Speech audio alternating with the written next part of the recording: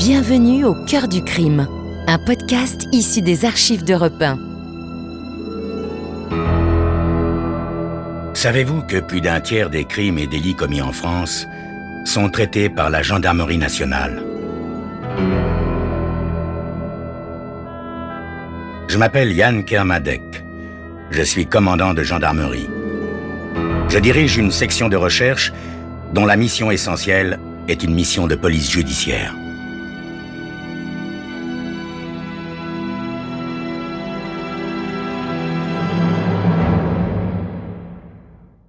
L'histoire que je vais vous raconter est une histoire vraie. Tous les faits sont réels et se sont déroulés en France. Seuls, les noms des personnes et des lieux ont été changés.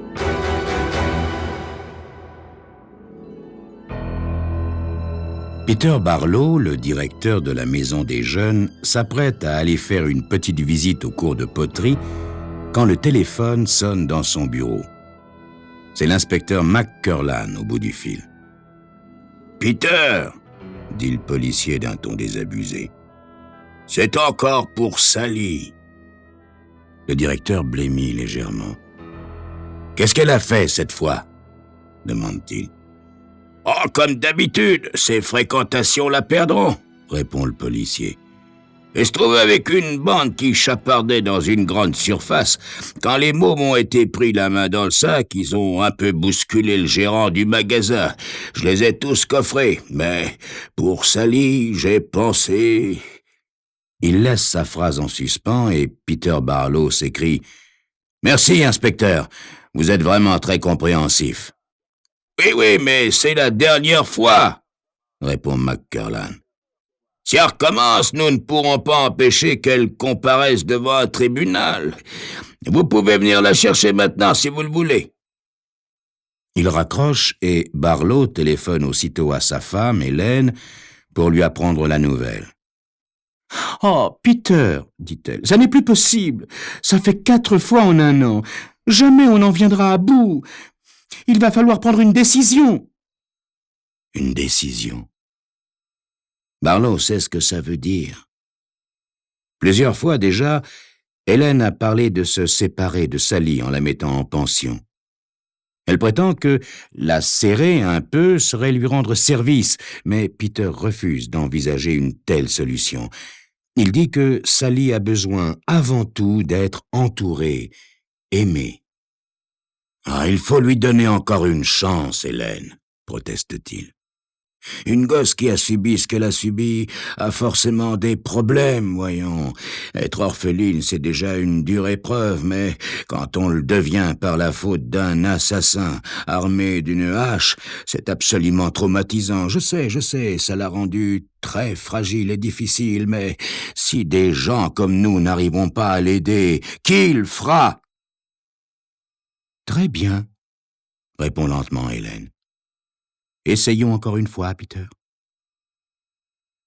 Dans la rue, il pense à Sally et son cœur se serre. Depuis 1 an qu'Hélène et lui l'ont accueilli dans leur maison, ont-ils réussi à gagner un tant soit peu sa confiance?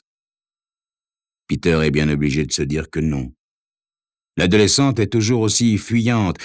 Ce n'est pas qu'elle soit agressive avec eux, non. Elle se montre même parfaitement polie et conciliante à leur égard, mais oppose aux conseils et aux remontrances un visage maussade et indifférent. On dirait qu'on la dérange, que sa destinée est déjà toute tracée dans sa tête et que rien ne l'empêchera de la suivre. C'est vrai, avouons-le, que la pauvre petite n'a jamais eu de chance. Avant le drame, la vie n'était déjà pas rose pour elle. Son père, un ivrogne invétéré, semblait ne lui porter aucune affection et se montrait même parfois très dur. Quant à sa belle-mère, c'était une femme de mœurs bien trop dissolue pour avoir le temps d'assurer le minimum de tendresse à la petite fille. De sorte que Sally a grandi pratiquement toute seule, sans aucune affection. C'est pour ça, certainement, qu'elle est si dure. Peter Barlow enfonce les mains dans ses poches et crispe les poings très fort. Sally est devenue sa fille adoptive en quelque sorte, et il ne sera pas dit qu'il ne réussira pas à la sauver d'elle-même, à la garder dans le droit chemin. Au commissariat, il est accueilli par l'inspecteur McCurlan, dont l'expression désabusée trahit des années de lutte inégale contre la délinquance dans ces quartiers déshérités. « Sally est dans le bureau voisin. Elle est avec Jack Greb. » Cette précision contrarie énormément Barlow. « Mais pourquoi diable avez-vous permis à ce journaliste de l'approcher ?»« Mais je ne suis pas sa nurse !»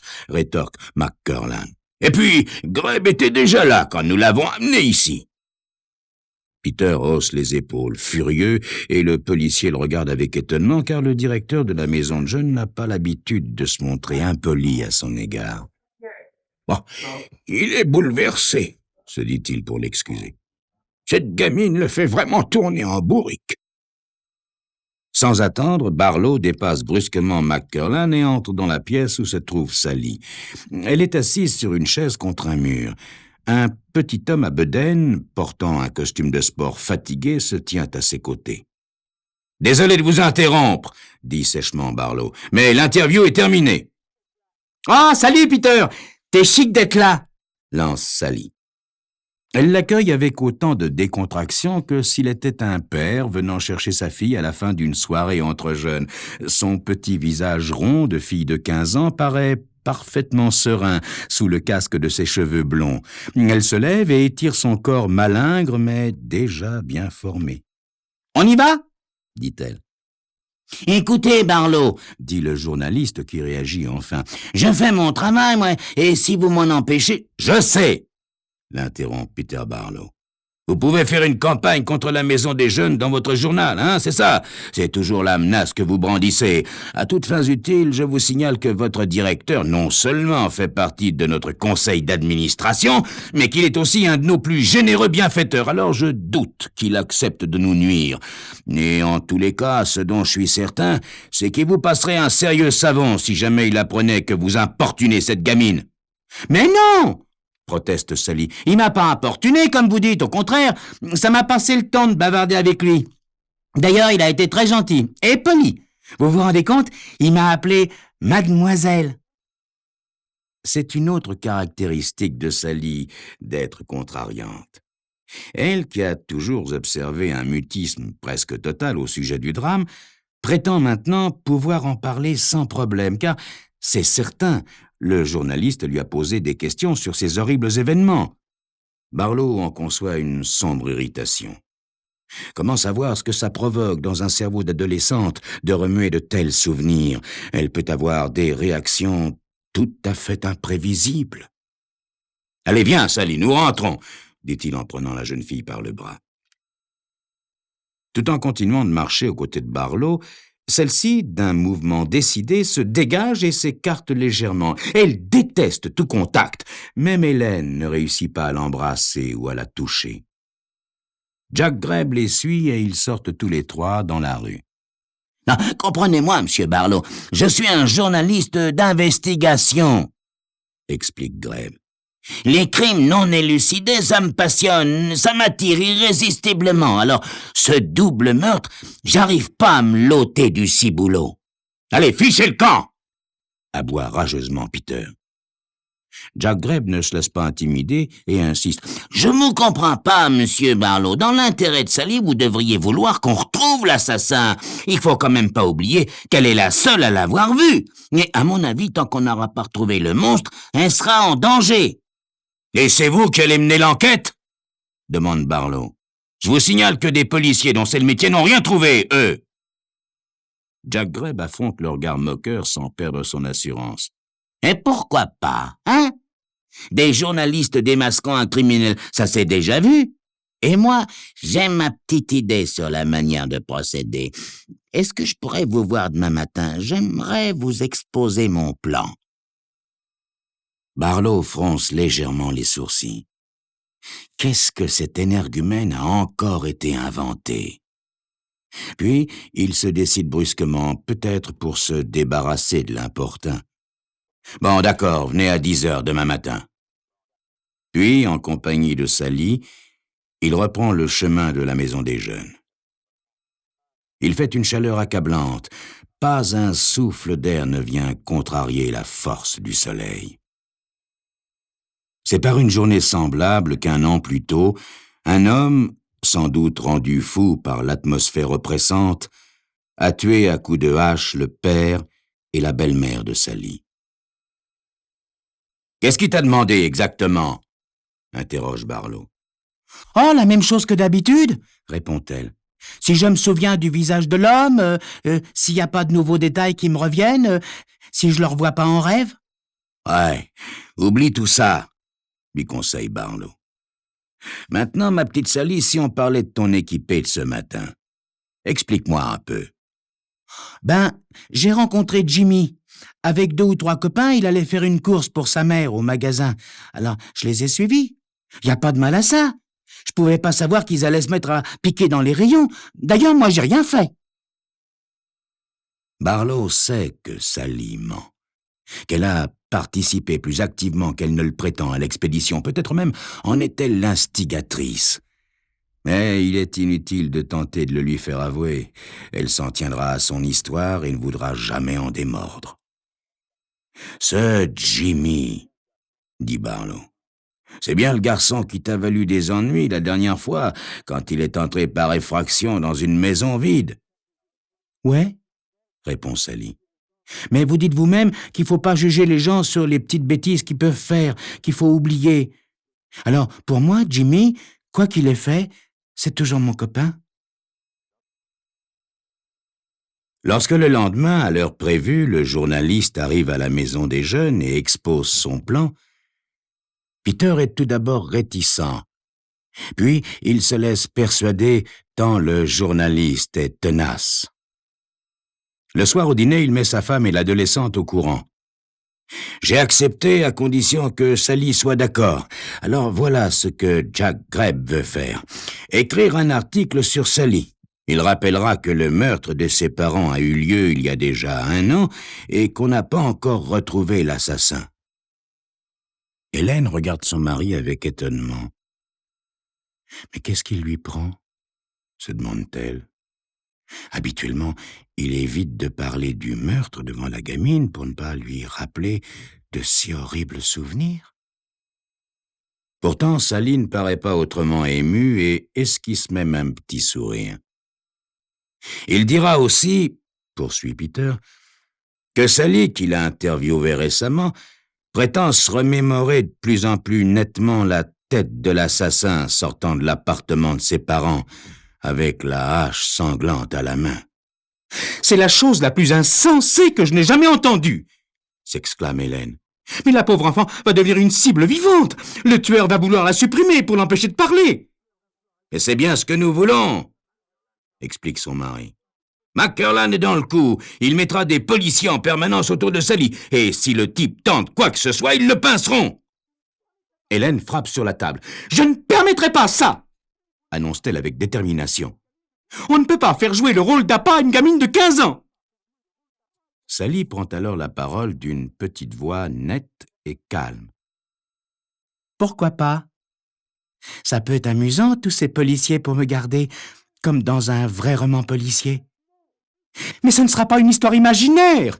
proteste la femme de Peter. « Le danger sera réel, Sally !»« Ça fait rien. J'ai pas peur. » Elle se tourne vers Barlow et le regarde de ses yeux bleus clairs qui ne cillent pas. « Peter, faites savoir au gentil journaliste qui peut faire son article. Je suis d'accord. D'ailleurs, je me demande s'il n'est pas un peu devin, celui-là.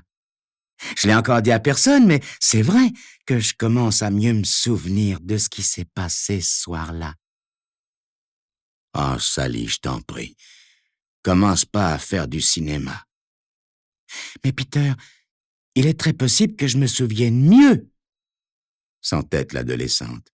« Le psychologue a bien expliqué que si je ne pouvais faire aucune description de l'homme, bien que je l'ai vu nettement, c'était parce que j'avais reçu un choc et que mon subconscient m'en empêchait. Peut-être bien qu'il a changé d'avis, mon subconscient. »« Alors, comment était-il, cet homme ?» demande Hélène. Sally réfléchit, s'agite sur sa chaise et, après avoir regardé tour à tour chacun de ses parents adoptifs, finit par balbutier. Je peux vraiment pas me souvenir. C'est encore tout brouillé. Hélène pousse un gros soupir et regarde son mari avec un air de reproche. C'est ta faute, Peter, tout ça. Elle va être perturbée maintenant. Mais quel besoin aussi avais-tu d'accepter cette histoire? J'ai pas pu faire autrement, répond Barlow d'un air maussade. On peut pas refuser de participer à la recherche d'un criminel, voyons. Sally se balance sur sa chaise en chantonnant. Sur son visage flotte un petit sourire satisfait. Sally est bien courageuse de s'exposer ainsi à la fureur d'un criminel.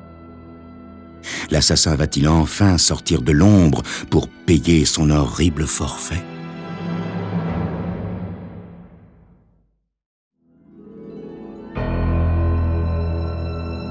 Sally a vu le meurtrier de ses parents sortir de leur appartement, une hache à la main. Mais le choc qu'elle a éprouvé lui a brouillé la mémoire. Afin que l'assassin se découvre, un journaliste, Jack Greb, imagine d'écrire un article prétendant que l'adolescente peut maintenant le décrire. Peter Barlow, le directeur de la maison des jeunes qui a recueilli Sally après le drame, accepte que celle-ci prenne ce risque.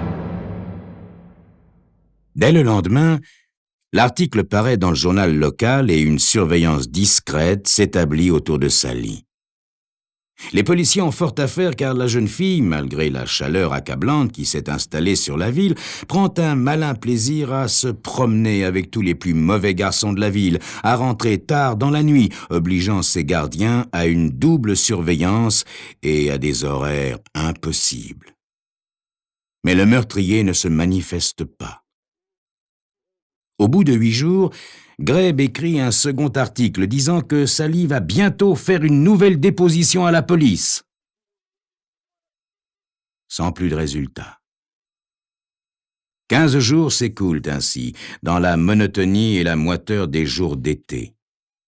Un soir, quand Barlow rentre chez lui, il croise dans l'escalier le policier qui s'est installé à demeure dans son appartement. Celui-ci lui annonce qu'il ne reviendra pas et que le lieutenant McCurlon a décidé de stopper l'opération. Chez lui, Peter trouve Sally en compagnie de Jack Greb qu'on a prévenu de l'arrêt de l'expérience. Le journaliste, qui se voyait déjà comme un nouveau Rouletabille, est particulièrement dépité. L'adolescente aussi est déçue, mais pour d'autres raisons. Sans son escorte de star, elle va perdre brusquement toute l'importance acquise dernièrement auprès de ses copains. J'aurais pourtant donné ma main à couper que la peur ferait sortir le loup du bois, dit Greb. Moi aussi, répond Barlow. Mais sans doute, l'une des hypothèses de la police au moment du meurtre est-elle la bonne? Le double crime a été commis par quelqu'un de passage, un simple voleur qui, surpris, s'est transformé en meurtrier. Après son forfait, il a filé, bien entendu, et au jour qu'il est, il doit se trouver à des milliers de kilomètres d'ici, bien tranquille, car il y a très peu de chances pour qu'il ait lu vos articles. Sans doute, répond le journaliste. Enfin, l'expérience valait la peine d'être tentée, mais on peut pas gagner à tous les coups. J'espère que vous me pardonnez de vous avoir entraîné dans cette histoire. Ne vous excusez pas, Greb, dit Peter Barlow. Ça aurait pu marcher, après tout. Le journaliste traverse la pièce pour sortir. En passant devant l'adolescente, il lui tapote la joue en lui disant « Notre Sally est la fille la plus brave que j'ai jamais rencontrée. Elle n'a pas eu peur un seul instant. » Sally prend un air fanfaron et déclare « J'aurais bien voulu retrouver cet homme qui a tué mon père et ma belle-mère. Mais peut-être qu'un jour, je me souviendrai vraiment de la tête qu'il avait. Et ce jour-là, gare à lui. » « N'y pense plus, petite, » lui conseille aussitôt Graham. « Oui, oublie tout ça, » renchérit Peter Barlow. Quand Greg est parti, Peter va chercher un verre de lait dans la cuisine, puis revient dans le living room. Sally a allumé la télévision sans mettre le son. Affalée sur le divan, elle regarde avec un air de suprême ennui un groupe de chanteurs qui se trémoussent sur l'écran. Peter s'assoit dans un fauteuil et regarde la jeune fille tout en sirotant son verre de lait. Comment va-t-elle se conduire maintenant? Se demande-t-il. Quelle incidence cette histoire aura sur elle, sur son comportement? Sally appuie brusquement sur la télécommande pour fermer le poste et se lève en s'étirant. Ensuite, elle attrape son blouson qui traînait sur le divan et le jette sur son épaule. « Qu'est-ce que tu fais, Sally ?» s'écrie Peter. « Tu ne sors tout de même pas à cette heure-là. Hélène sera là dans une demi-heure et nous allons dîner. »« Eh ben, vous mangerez tous les deux. Moi, je vais aller voir si je trouve Jimmy dans les parages. »« Quoi, Jimmy, le garçon avec qui t'as été arrêté ?»« Ben oui, » répond tranquillement l'adolescente. Il est sorti de prison aujourd'hui. Il aura sans doute des tas de choses à me raconter. J'ai envie de me distraire un peu, parce que ici, c'est pas toujours très drôle. « Sally, je t'interdis d'aller retrouver ce vaurien !» crie Peter Barlow. Calmement, la jeune fille le fixe de ses jolis yeux bleus si clairs. Comment une petite frimousse de 15 ans peut-elle exprimer si parfaitement le mépris et la haine? « Écoutez-moi bien, Peter, » articule-t-elle avec soin. « Il n'y a rien de changé entre nous. Tout ce que nous avons dit ce jour-là tient toujours. Mais peut-être qu'il faut que je vous rafraîchisse un peu la mémoire. Peter, il est bien entendu que vous me prenez complètement en charge, comme si j'étais votre fille, mais en me laissant entièrement libre. Pas d'ordre, pas de sermon, pas de truc de ce genre. Moi, en échange, je ne dis à personne que vous aviez couché avec ma belle-mère, qu'elle vous faisait chanter, et que ce soir-là, vous vous êtes mis en colère, et vous l'avez massacrée à coups de hache. D'abord elle, puis mon père, quand il vous a surpris. J'ai tenu parole jusqu'ici, Peter. Faites-en autant. Et tout se passera bien.